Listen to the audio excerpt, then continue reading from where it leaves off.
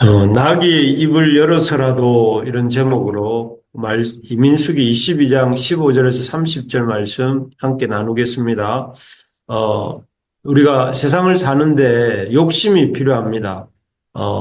뭐, 공부에 대한 욕심 같은 게 그 얘기겠지요. 이런 욕심이 있어야, 공부에 대한 욕심이 있어야 공부를 하게 되고, 공부를 해야, 그가, 그 생각이 넓어지고, 그 삶이 또 넓어지고, 더 선한 영향을, 끼치게 되기 때문입니다. 바라기는 우리 부르심의 가족들이 다 공부에 대한 욕심을 가지길 바랍니다. 특히, 하나님의 진리를 더 알고자 하는 그런 마음을 가지고 하나님 말씀 공부에 대한 욕심을 가지게 되길 진심으로 소망합니다.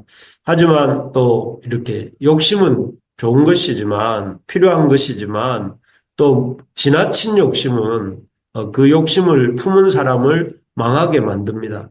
예를 들면 예수님 시대에 사두개인들이나 바리새인들의 욕심이 그렇습니다. 그들은 자신의 종교적 기득권에 대해서 지나친 욕심을 품었습니다.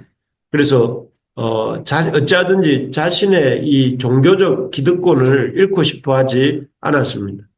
그 결과 그들이 가장 기다리고 또 기다렸어야 할 이 구약에서 약속하신 메시아 그리스도가 오셨음에도 그 메시아이신 예수님을 보란 듯이 배척합니다. 배척하고 십자가에 못 박기까지 하지 않았습니까?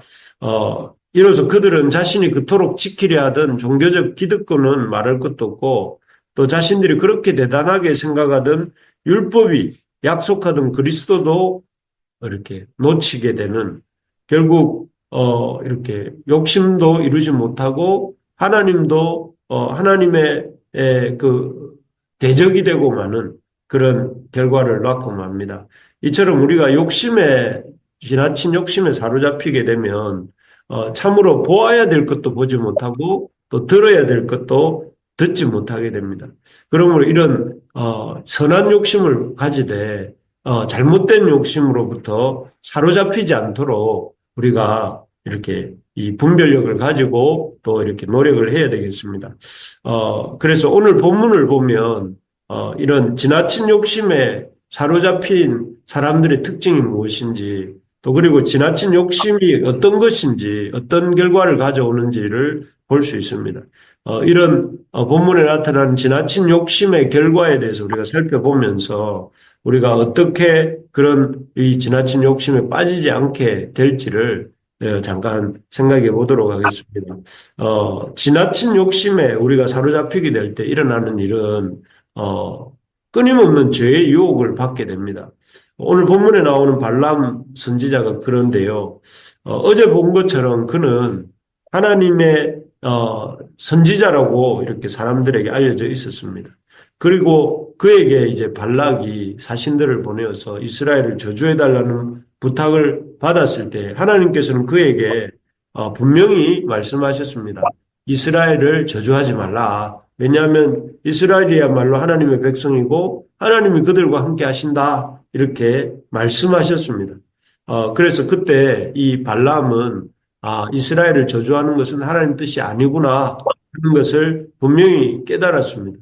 하지만 그 모압 왕 발락이 약속하는 엄청난 금은보화 또 엄청난 재물에 대한 약속을 들은 이 발람의 마음이 그 재물에 대한 지나친 욕심, 재물에 대한 탐심, 재물에 대한 생각으로 그 마음이 하나님께로부터 분명히 들었던 그 말씀에 대한 마음이 흔들리기 시작했습니다.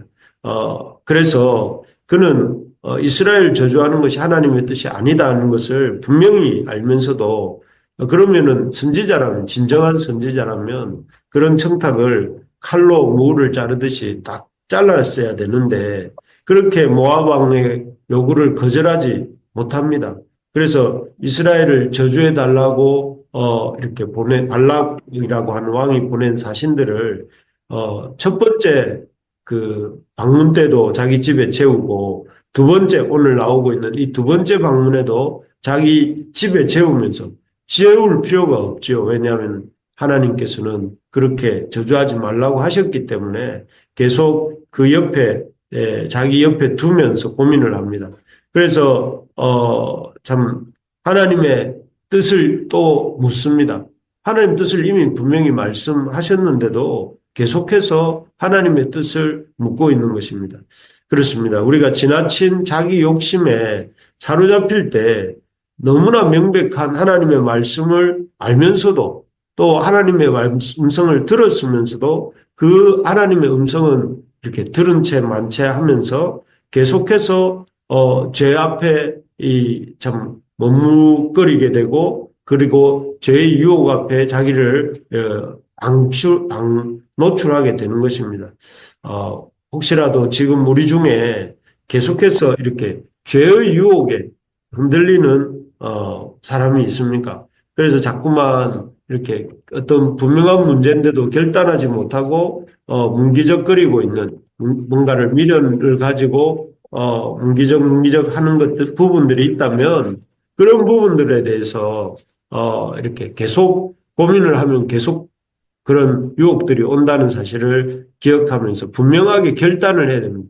하나님의 백성은 하나님의 말씀을 들어야 사는 것이고 하나님의 말씀을 듣지 않으면 계속해서 죄의 유혹에 빠져서 앞으로도 가지 못하고 뒤로도 가지 못한다 하는 사실을 기억하고 죄의 유혹이 아무리 달콤하게 우리에게 다가온다 할지라도 그런 유혹들 앞에서 분명하게 결단하고 또 결단하는 우리 모두가 될 수 있기를 주님의 이름으로 축복합니다.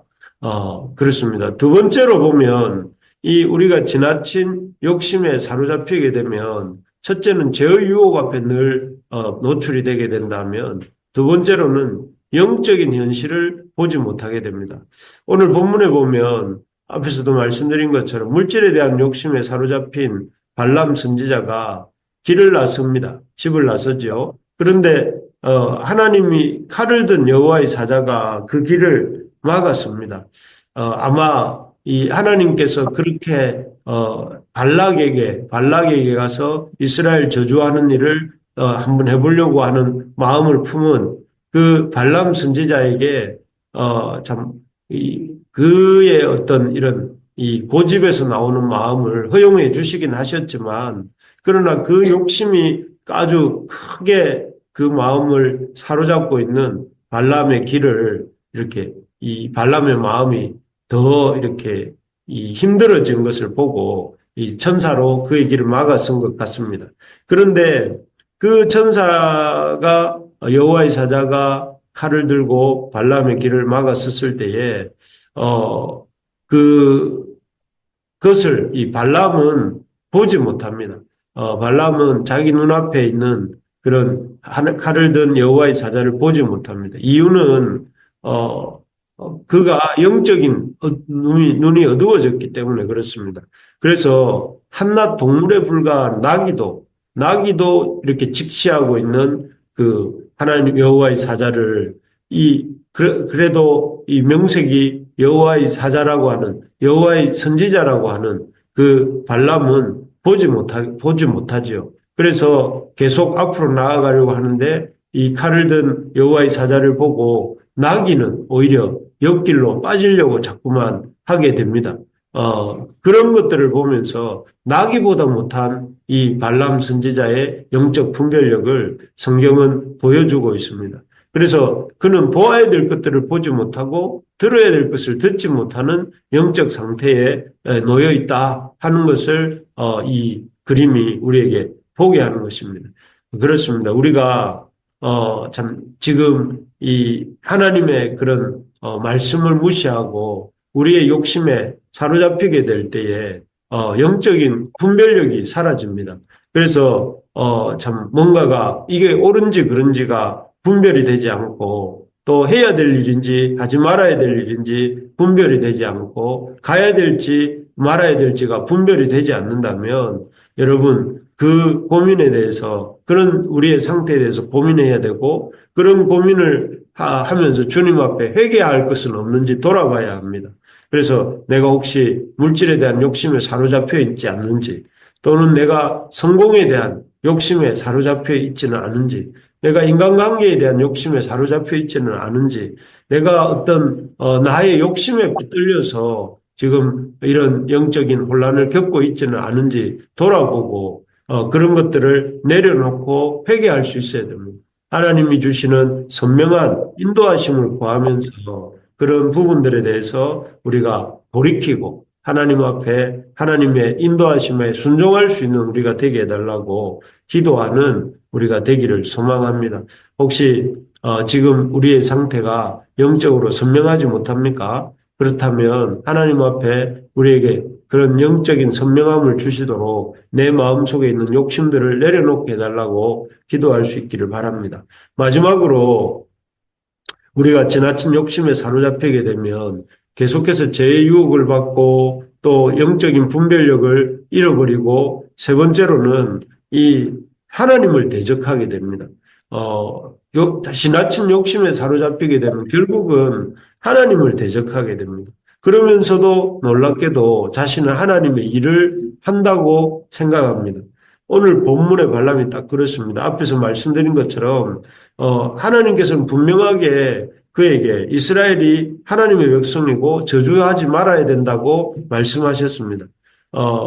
그렇지만 막대한 금은보화를 주겠다고 이렇게 약속하는 발락이라고 하는 왕의 유혹 앞에 발람은 눈이 멀지요. 그래서 계속해서 그 발락이라고 하는 왕이 말에 귀를 기울이면서 그리고 또 발락이 보낸 사신들을 따라서 발락 왕에게 가면서까지 겉으로는 이 발람 선지자가 여호와의 뜻이 무엇인지를 여쭙고 여호와의 뜻대로 사는 것처럼 행세하려고 합니다. 하지만 후에 이제 우리가 이어지는 본문들을 보면 알게 되겠지만 이 발람은 이때로부터 하나님의 뜻으로부터 완전히 멀어집니다.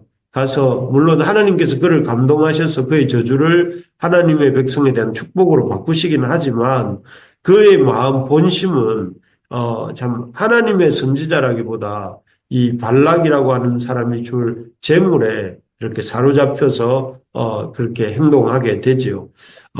그렇습니다. 우리가 물질에 대한 욕심이든 권력에 대한 욕심이든 육체의 욕망에 대한 욕심이든 어떤 욕심이든 그 욕심에 한번 사로잡히게 되면 우리의 겉모습이 겉은 어떠하든지 상관없이 하나님을 대적하는 길을 가게 됩니다.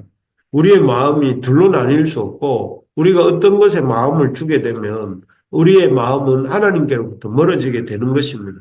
그렇기 때문에 우리는 늘 고민해야 됩니다. 내가 하나님의 욕심을 따르는 사람이 될 것인지 내가 하나님을 따르는 사람이 될 것인지, 내 욕심을 따르는 사람이 될 것인지, 그래서 하나님의 뜻을 섬길 것인지, 내 욕심을 섬길 건지 생각하면서 혹시라도 내 욕심을 하나님보다 더 섬기는지는 않는지 스스로 정직하게 물어봐야 됩니다. 내 마음의 가장 첫 자리, 내가 가장 추구하고 가장 사모하는 것이 하나님이신지, 아니면은 그 자리에 물질이나 성공이나 인정이나 또 아니면 어떤 자녀나 이런 것들이 그 욕심의 첫자리에 있지는 않은지 우리가 돌아보면서 하나님이 가장 먼저 우리의 중심에 이렇게 자리 잡으시도록 우리가 그렇게 우리의 욕심을 내려놓고 하나님의 뜻을 묻고 기도하는 우리가 되기를 소망합니다. 앞으로의 진로나 또 이성교제나 또 아니면 자녀 교육이나 하고 있는 일이나 그 모든 일들을 하나님보다 앞에 두고 있지는 않은지 여러분 돌아볼 수 있기를 바랍니다. 그래서 내 욕심보다 하나님이 더 위에 올라가시도록 하나님의 말씀이 하나님이 주시는 그 말씀이 내 생각과 내 삶을 이끌어가게 해달라고 우리가 기도해야 되겠습니다. 그래서 철저히 내 뜻보다 내 생각보다 내 욕심보다 하나님의 뜻과 하나님의 생각과 하나님의 인도하심이 앞에서는 저가 되고 우리 부르심의 가족들이 되고 우리 교회가 되고 그래서 우리가 하나님을 섬기는 교회, 하나님을 섬기는 인생, 하나님 섬기는 가정이 될 수 있도록 우리가 힘쓰는 우리 모두가 되시기를 주님의 이름으로 축복합니다. 아멘. 아멘.